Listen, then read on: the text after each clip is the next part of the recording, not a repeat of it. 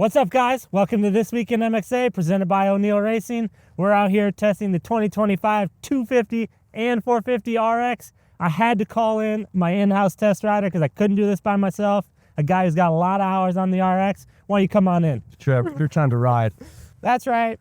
We're here at Moto Ventures, just on the other side of Kahia Creek. I've got a little experience riding the RX models. Roughly 48 hours. What do you say we do a little bit of trail riding? Let's have some fun, buddy.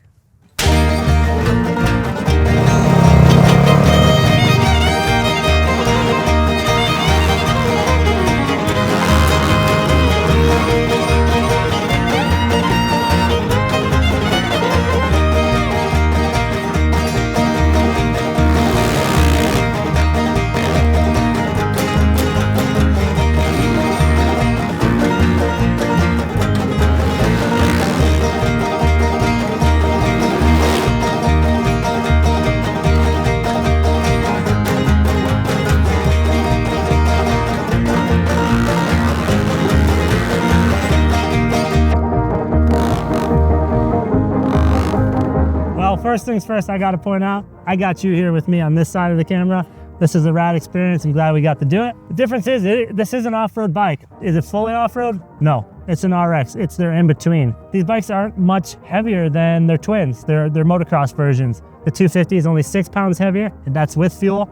And the 450 is only 7 pounds heavier with fuel as well. 250 RX prices at $8,699.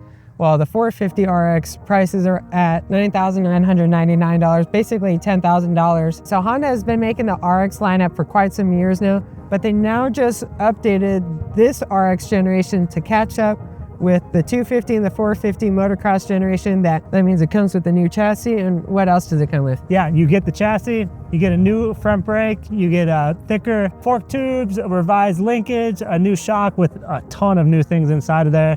The 450 got a new revised head pipe to create a more smooth power. And can't forget the new styling. So the new chassis has been pretty much praised by a lot of people at MXA. When it comes to the off-road loop, what did you think of it? This generation chassis is much more forgiving on the trails. And when it comes to rocks, when it comes to the sand, it's just more forgiving. It's more comfortable. It's not gonna do anything weird. I mean, you'd never catch me dead on the 24 chassis out in the desert, going wide open. The bike's just so busy. This is a major upgrade for this bike.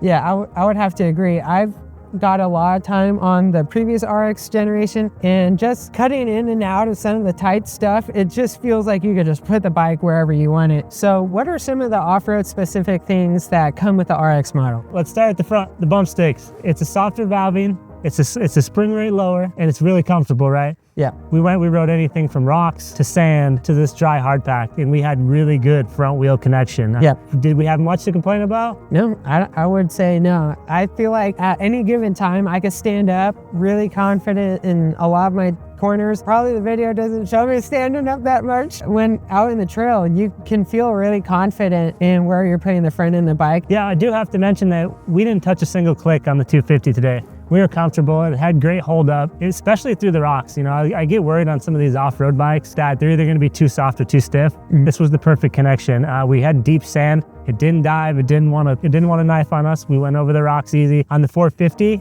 we did go 2 clicks soft. And Trevor, you even thought maybe a little softer for certain conditions. Yep.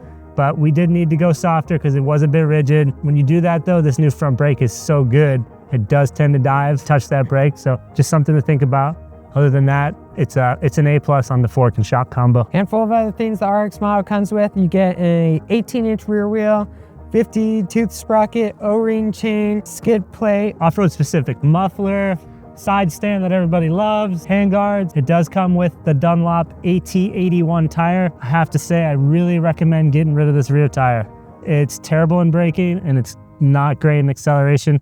Find yourself a different Dunlop that you love. The gas tank. You know, as an off-road guy, I feel like anyone can get used to it. Some brands have the gas tank that goes into the frame, and it gets, you know, a little bit slimmer profile. Moto to off-road, back and forth. I feel like anyone can get used to it. However, some people prefer to have that little slimmer feel in between their legs. But the new styling of the shrouds, I feel like, kind of lets your legs kind of flow in and out a little bit better. So, all right, another detail we got to jump into is mapping.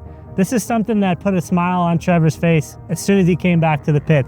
I didn't know what was going on. I've never seen him smile so big. So for the 250 combo of aggressive mapping, and the second or third traction control option was just money on this track. This track is pretty dry and blown out just about everywhere. So the rear wheel is kind of skating when you have it in stock and no traction control. You flick that thing on, all of a sudden clutch isn't an option in the corners. You were just twisting the throttle. 250, we had aggressive mapping. It gave the bike a lot of punch. 450, we actually went mellow map, and still the second or third traction control option. Throwing in mellow, it makes it a little bit more doable. Yeah, well, one thing I do want to mention is that both bikes do have 3 different map settings. It's stock, mellow, and aggressive. Yep. And then 3 different traction control settings, which range from different RPMs to turn on the traction control, essentially. I'm the same boat as you. Only difference, 250, I went aggressive, no traction control. Oh, okay. I kind of wanted to get this bike a little sideways and wind her up. A little more feisty. Yeah, okay. There's some of these jumps out here that they're short and long. So I kind of needed everything I could to get it up there. 450 ball on. Even though in the slower single track, I went mellow, map 2 blanks, and 2 blanks on traction control, which is medium. Big positive. Yep. Big positive note for you and myself.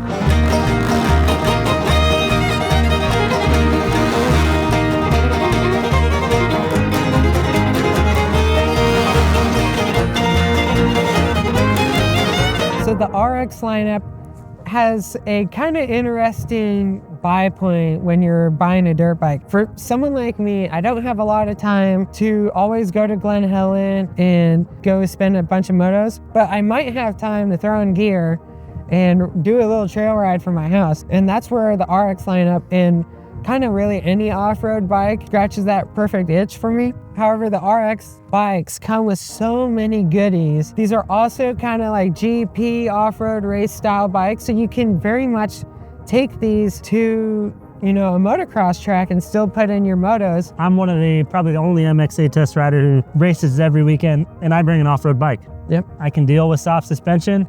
If it's too soft, add some oil. Easy fix. Want to do a spring rate? Something you can do at home. It's great. It's a nice in-between. I prefer that rather than, say, getting on a brand new harsh bike and it's rigid and it's just beating me up all day. This is a great way to scratch that itch. That's exactly the best way you can put it. It sounds like there's a lot of things on these RX models that we really like, but Are there some things that you wish were changed on them? Yeah, there is a few things that I both think we agree on, except for maybe one. For me, let's get a hydraulic clutch on this thing. The RWE has one. The smooth pull, the easy to pull, longevity keeps the clutch better longer. Yep. Let's get that. Honda. Another thing for me, the tank. It bugs me initially. I get used to it. Compared to other bikes, off-road specific bikes, it's wide. I'm not here nor there, but just want to mention it. And for Trevor? Yeah, I would have to agree with the hydro clutch. Once you get like a taste of hydro clutch, you can't go without it, basically. And I would have to agree with your earlier point. Yeah, the rear tire.